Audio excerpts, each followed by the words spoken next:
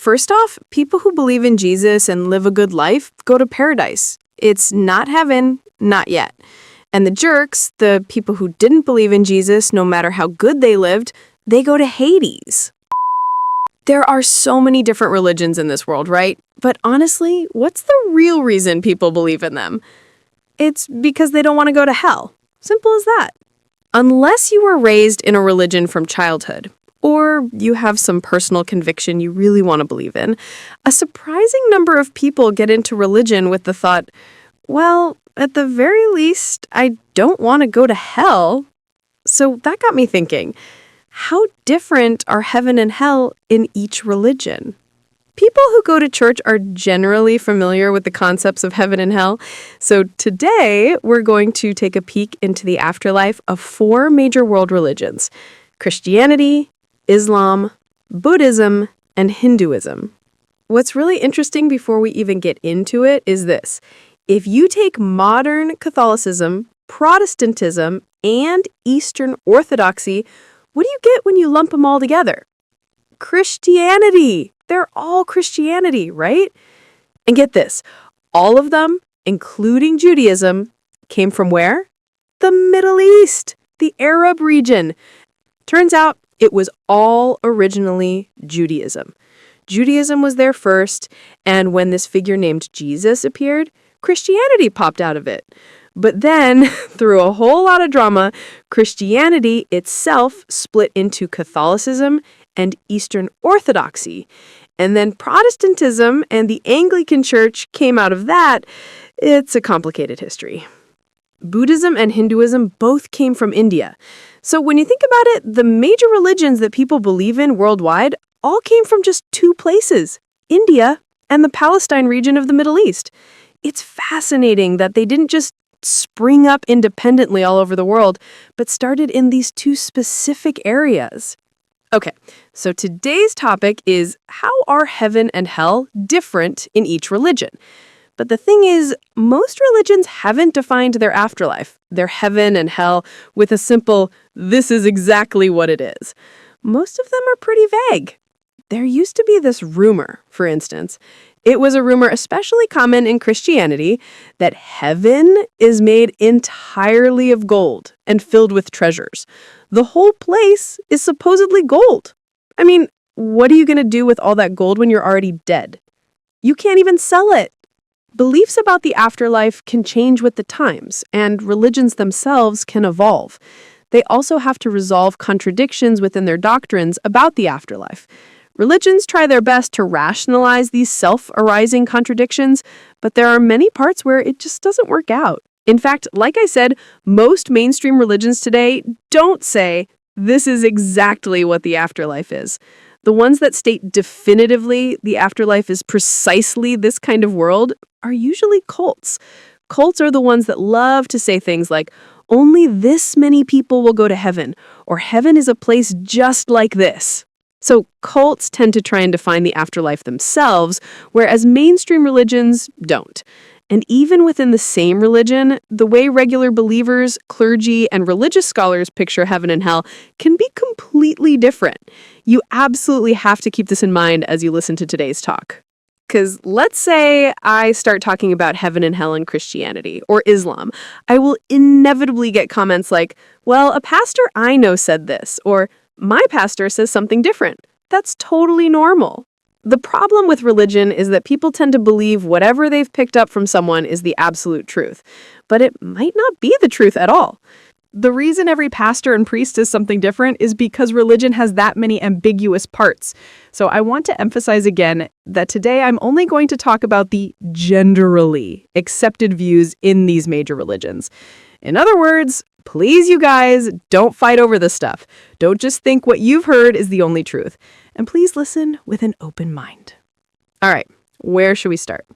Among all these religions, the most believed in one worldwide is Christianity, right? And a huge branch of that here in the US is what? Protestantism. And I have to say this again because it confuses a lot of people. Some churchgoers act like they're the only Christians. Let me make this crystal clear today. All religions that worship Christ are Christian. So what does that mean? Protestantism, which is huge here in the US, Eastern Orthodoxy, and Catholicism, they're all Christian, and they are all called Abrahamic religions. You know Grandpa Abraham, right? The guy from the Bible. Judaism is seen as starting with Abraham, and from that Abrahamic line of Judaism, Islam and Christianity branched off. That's why Judaism, Islam, and Christianity are all collectively called Abrahamic religions. So Judaism, Islam, and Christianity are the religions that believe in and trust the worldview of the figure Abraham, the relationship with God, the relationship between humans and God, and its doctrines.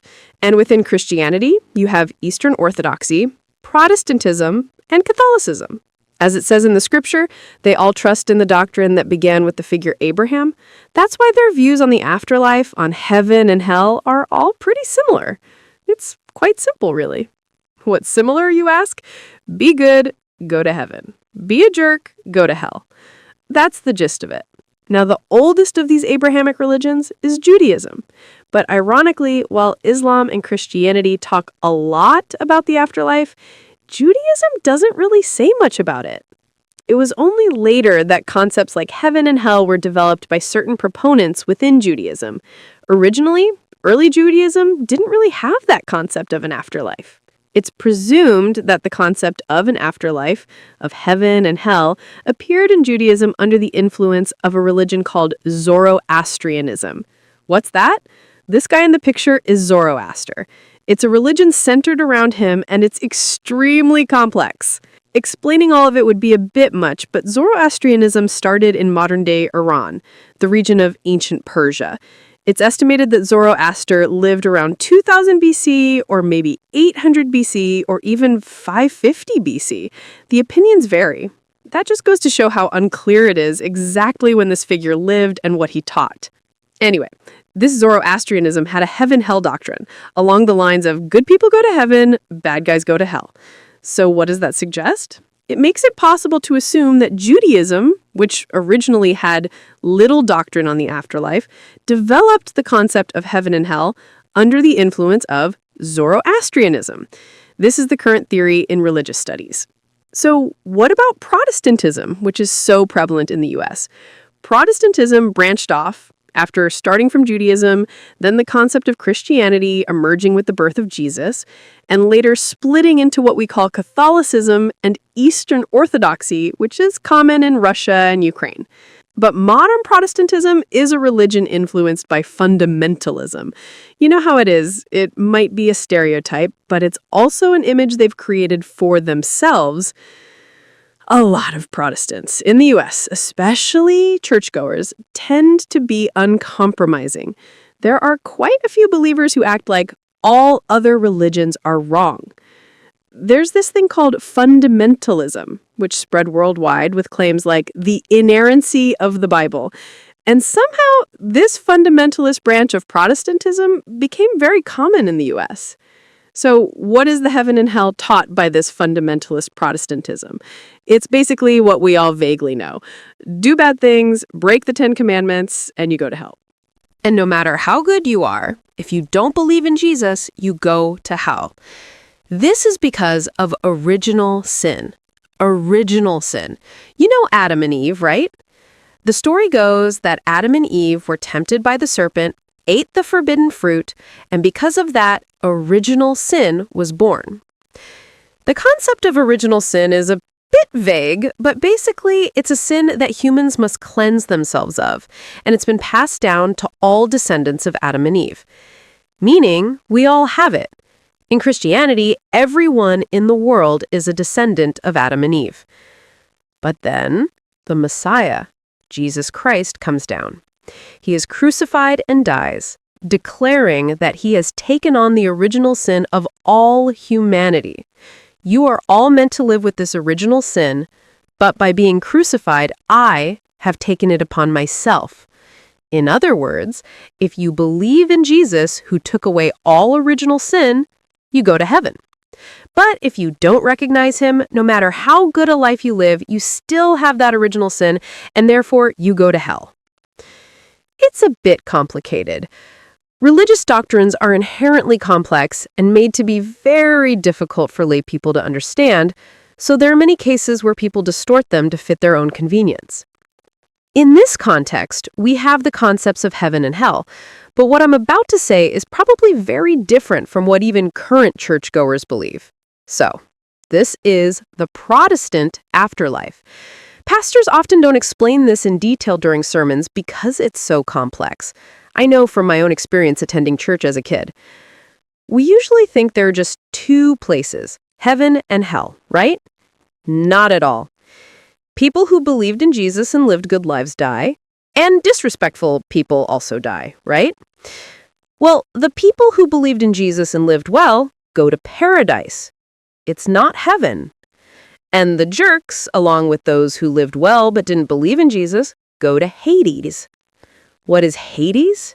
It's like a lower-tier version of hell, a sort of milder waiting room before the real thing. Paradise is a place of happiness where only the good people who believed in Jesus go. But the important thing is that whether you're in paradise or Hades, you're temporarily waiting. You don't go directly to heaven or hell. Then, when Jesus returns and the resurrection happens, that's when the people in paradise go to heaven and the people in Hades go to hell. The second coming of Christ is another key point. So, before the second coming of Jesus, there's this waiting room concept, and only after he returns do people go to the actual heaven and hell. It's honestly a bit too complicated to explain all of this to the average church member, which is probably why pastors don't really get into it. So, what does that mean for now? Paradise and Hades are not the final stages of the afterlife. According to Protestantism, Jesus hasn't returned yet, so people who die now go to either paradise or Hades first. Praying for your late grandparents to please go to heaven is, doctrinally speaking, incorrect. You should be saying, please let them go to paradise for now. Now, what did I say was the ancestor religion of Protestantism? The start of the Abrahamic religions, Judaism. I said Judaism is the ancestor of both Christianity and Islam. In fact, the Old Testament that Islam and Christianity believe in has a lot of overlap with the Jewish scriptures. The Jewish holy book is called the Torah, and it shares a significant amount of content with the Old Testament. However, Judaism considers Jesus to be a false prophet, the leader of a cult. In other words, Judaism doesn't believe in anything that came after the birth of Jesus. The New Testament was written after Jesus' birth, and the Old Testament came before. That's why Judaism only believes in the Old Testament, the Torah. But if you look at the Torah, the Jewish holy book, there's very little, almost nothing, about heaven and hell. So even today, Jewish rabbis don't really teach if you die, you go to heaven or hell, or you must believe in Judaism as a central point. That's why, as I mentioned earlier, it's presumed that the afterlife concept was later introduced to Judaism, which originally lacked one, under the influence of Zoroastrianism. What's fascinating is that before Judaism was influenced by Zoroastrianism, when the concepts of heaven and hell were vague, Jews not only worshipped God, but also performed ancestral rites and worshipped ancestral spirits simultaneously. It was very different from how we think of religion today. Even now, Judaism really only has one main concept of the afterlife. It's that everyone goes to an underworld called Sheol. What's that? It's a waiting room where everyone upon death goes to purify their soul. And in Judaism, they don't say the Messiah will return. Return implies coming back again, right? Jews believe the Messiah has never come in the first place, so they simply say he will come. They believe that everyone, good or bad, waits in Sheol, and when the Messiah comes, they will all be resurrected. It's a bit vague, isn't it?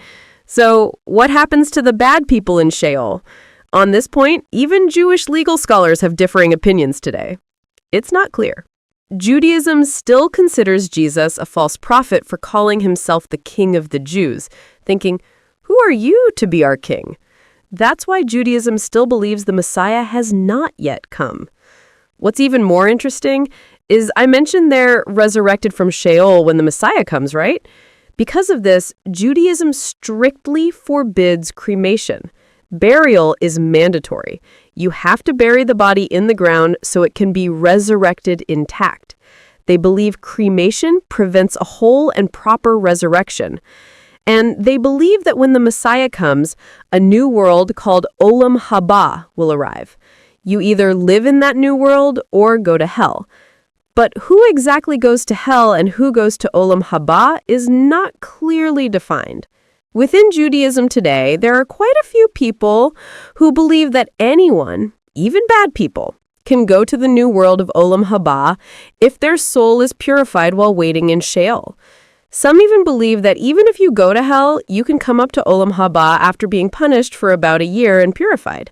It just shows how unclear the afterlife is, with differing opinions even within the faith. Complicated, right? Next up is Catholicism.